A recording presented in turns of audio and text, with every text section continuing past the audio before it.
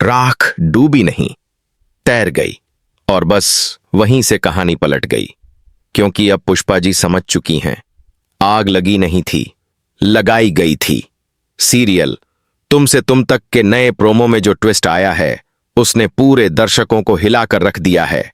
नदी किनारे पुष्पा जी, गोपाल जी और अनु खड़े हैं, हाथ में उस दुकान की राख जो कभी उनके सपनों की पहचान थी। गोपाल जी कांपते हाथों से राख को पानी में डालते हैं, लेकिन तभी चौंकाने वाला मंजर सामने आता है। राख डूबती नहीं, तैरने लगती है। अनु की आंखें फटी रह जाती हैं और वो धीरे से कहती है, इसका मतलब आग लगी नहीं थी, लगाई गई है। बस यही एक लाइन पुष्पा जी के दिल में तूफान मचा देती है। उन्हें वो शक याद आता है जो वो इतने दिनों से दबाए बैठी थीं, और अब वो शक गुस्से में बदल चुका है। घर लौटते ही माहौल और भी भारी हो जाता है। तभी विपिन भागता हुआ आता है, चेहरा पसीने से भीगा हुआ। मां, मैंने पापा को फोन पर सुना, वो किसी से कह रहे थे कि डिलीवरी करनी है, सामान तैयार है। पुष्पा जी के पैरों तले जमीन खिसक जाती है। डिलीवरी? कौन सा सामान? दुकान तो जल गई थी, तो फिर ये डिलीवरी किस चीज की? अब सवाल नहीं, आग लग चुकी है उनके अंदर, और इस बार यह आग किसी दुकान की नहीं, एक रिश्ते की राख बना देगी। गोपाल जी के चेहरे पर टूटे भरोसे की लकीरें साफ दिख रही हैं। वो एकदम चुप हैं, पर उनकी आंखों में गुस्से की लपटें जल रही हैं। आखिर कैसे कर सकता है रघु ऐसा? जिस पर उन्होंने भाई से भी बढ़कर भरोसा किया, वही अब उनका सबसे बड़ा दुश्मन बन गया। लेकिन इस बार पुष्पा जी रोने नहीं वाली। वो उठती हैं, साड़ी का पल्ला कसकर बांधती हैं और कहती हैं, अब रघु को असली आग दिखाऊंगी। जो उसने लगाई थी, अब उसी में वो खुद जलकर राख बनेगा। अगले ही दिन गोपाल जी और पुष्पा जी निकल पड़ते हैं रघु का पीछा करने। शहर की गलियों से होते हुए वो पहुंचते हैं उस पुराने गोदाम तक, जहां चारों तरफ सन्नाटा है। लेकिन अंदर जो नजारा दिखता है, उसने दोनों की रूह हिला दी। ढेर सारे कपड़े, बक्सों में भरा माल, और रघु, हां वही रघु, मोबाइल पर बात करते हुए, हंसते हुए वही माल बेच रहा है जो कभी गोपाल जी की दुकान में था। गोपाल जी का खून खौल उठता है। वो चिल्लाते हैं, रघु, तूने ये क्या किया? वो दुकान मेरी जान थी, मेरी मेहनत थी, और तूने उसे जला दिया अपने फायदे के लिए। रघु मुस्कुराता है, सिगरेट जलाता है और अहंकार से कहता है, गोपाल, तू बहुत सीधा था, तेरी भलाई ने ही तुझे बर्बाद कर दिया। अब यह बिजनेस मेरा है। पुष्पा जी की आंखों से आंसू नहीं, अब आग टपक रही है। उनके अंदर वो तूफान उठ चुका है जो सब कुछ बहा ले जाएगा। अब वो सिर्फ एक औरत नहीं, वो इंसाफ की आग हैं। पर क्या वो अकेले रघु और उसके गुंडों का सामना कर पाएंगी, या यह जंग उनकी जिंदगी की आखिरी लड़ाई बन जाएगी? जारी रहेगा। लेकिन बताइए, क्या पुष्पा जी इस बार रघु को बख्शेंगी, या वो कदम उठाने वाली हैं जो पूरे खेल को बदल देगा? गोदाम के अंदर का माहौल अब बदल चुका था। हवा में धुएं और डर दोनों की गंध थी।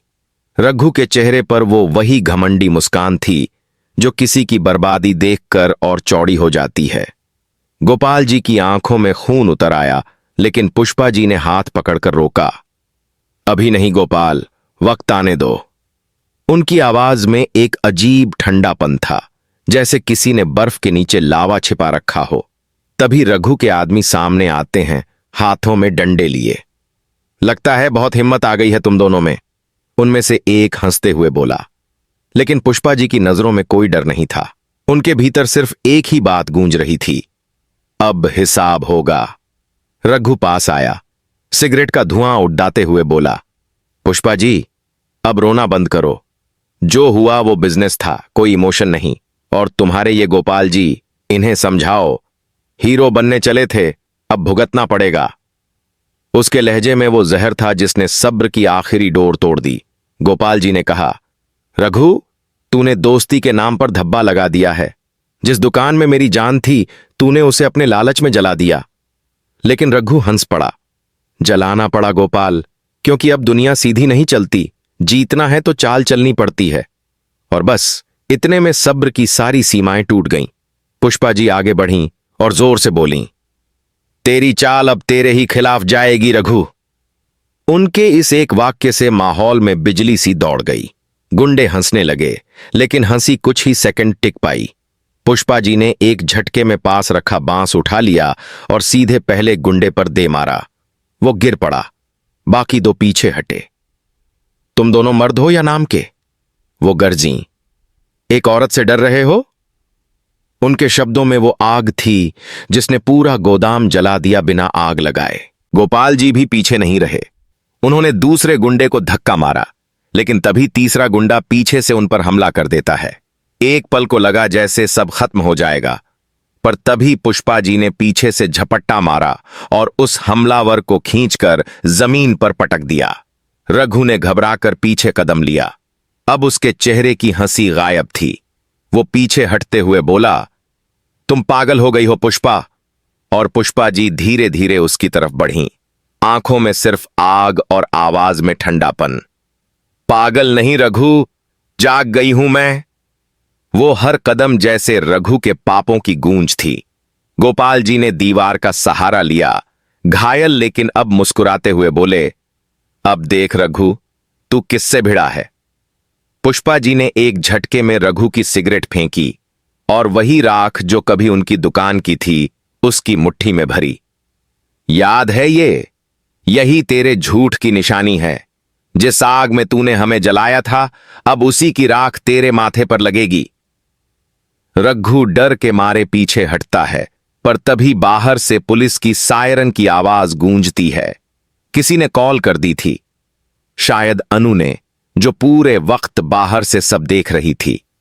रघु के गुंडे भागने की कोशिश करते हैं, लेकिन दरवाजे पर पुलिस खड़ी है। पुष्पा जी शांत खड़ी हैं, चेहरा बिल्कुल स्थिर, जैसे कोई ज्वालामुखी फट चुका हो। लेकिन कहानी यहीं खत्म नहीं होती, क्योंकि जब पुलिस रघु को पकड़ने आती है, वो मुस्कुराता है। उसकी आंखों में एक अजीब आत्मविश्वास है। वो कहता है, तुम सोचती हो खेल खत्म हो गया? असली चाल तो अब चलेगी पुष्पा जी। ये सुनकर पुष्पा जी और गोपाल जी दोनों एक दूसरे को देखते हैं। आखिर रघु के मन में क्या है? कौन सी चाल चलने वाला है वो अब? जारी रहेगा।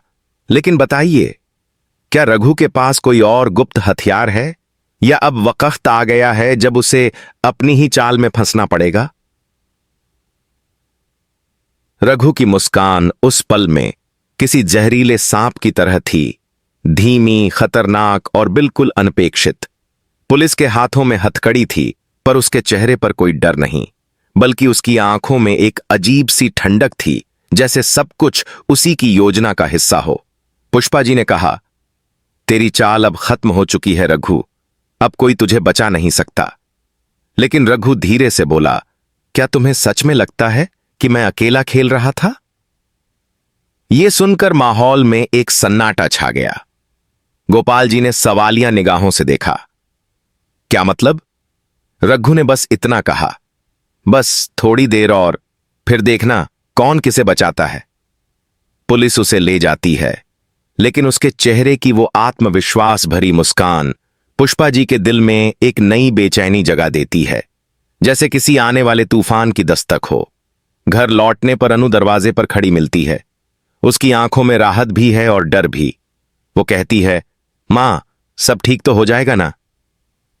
पुष्पा जी बस एक हल्की मुस्कान देती हैं, पर भीतर ही भीतर वो जानती हैं, यह लड़ाई अभी खत्म नहीं हुई, क्योंकि रघु की आंखों में जो झलक उन्होंने देखी थी, वो किसी अंत की नहीं, बल्कि नई शुरुआत की थी। रात का सन्नाटा फैल चुका था। घर में हर किसी के मन में डर था, लेकिन बाहर अंधेरे में कोई हलचल थी। एक काली गाड़ी धीरे धीरे घर के पास आकर रुकती है। कोई बाहर निकलता है, काले कपड़ों में, चेहरा ढका हुआ। वो घर की दीवार के पास खड़ा होकर मोबाइल पर धीरे से कहता है, काम हो गया, अब बारी उनकी है। और बस वहीं से कहानी एक बार फिर पलट जाती है। सुबह होते ही खबर आती है कि रघु को थाने से निकाल लिया गया है। बेल मिल गई। पुष्पा जी हैरान रह जाती हैं, इतनी जल्दी? ये कैसे हो गया? गोपाल जी गुस्से में कहते हैं, लगता है ऊपर तक सब मिला हुआ है, कोई है जो उसे बचा रहा है। अब मामला सिर्फ बदले का नहीं रहा था, अब ये एक जाल बन चुका था जिसमें सच और झूठ दोनों फंसे हुए थे। रघु अब आजाद था, लेकिन इस बार उसने अपने खेल का स्तर और ऊंचा कर दिया था। वो सीधा पुष्पा जी के घर के सामने आता है, बिना किसी डर के, चेहरे पर वही मुस्कान। कैसी हैं आप पुष्पा जी? मुझे तो आपकी बहुत याद आ रही थी। उसकी बातों में तंज था, जैसे वो जानबूझकर घाव पर नमक छिड़क रहा हो। तुम्हारे पास जो है वो मेरा था, और अब मैं वो सब वापस लूंगा। तुम्हारी दुकान ही नहीं, तुम्हारा सुकून भी, वो कहता है और चला जाता है। पुष्पा जी गुस्से से कांप उठती हैं, लेकिन वो जानती हैं अब बात सिर्फ इंसाफ की नहीं रही, अब ये आत्मसम्मान की जंग है। अनु, जो ये सब सुन रही थी, आगे आती है और कहती है, मां, अब डरना नहीं, अब हम भी वही चाल चलेंगे जो उसने खेली थी। वो हमें आग में झोंकना चाहता था, अब हम राख से नया दीप जलाएंगे। पुष्पा जी की आंखों में गर्व झलकता है। वो सिर हिलाती हैं और कहती हैं, ठीक है, अगर रघु को खेल खेलना है तो अब ये खेल हम खेलेंगे, लेकिन अपने नियमों पर। अगले दिन गोपाल जी पुरानी फाइलें निकालते हैं, जिनमें दुकान के कागजात, पुराने बिल और रघु के साइन मौजूद हैं। उन्हें वो एक फाइल मिलती है जो सब कुछ बदल सकती है। रघु के नाम पर हुआ धोखाधड़ी का सौदा, जिसमें उसने झूठे कागज बनवाए थे। पुष्पा जी कहती हैं, अब देखना रघु, इस बार तेरी चाल तुझ पर ही भारी पड़ेगी। लेकिन जैसे ही वो फाइल लेकर बाहर निकलने की तैयारी करती हैं, एक धमाका होता है। घर का दरवाजा जोर से खुलता है और धुएं का गुबार फैल जाता है। गोपाल जी और अनु चिल्लाते हैं, मां! लेकिन जब धुआं हटता है तो फर्श पर वो फाइल फटी पड़ी होती है और पुष्पा जी गायब। हवा में सिर्फ एक गूंजती हुई आवाज है, खेल तो अभी शुरू हुआ है, जारी रहेगा। लेकिन बताइए, क्या रघु ने पुष्पा जी को अगवा कर लिया है, या पुष्पा जी खुद कोई बड़ा दांव खेलने जा रही हैं?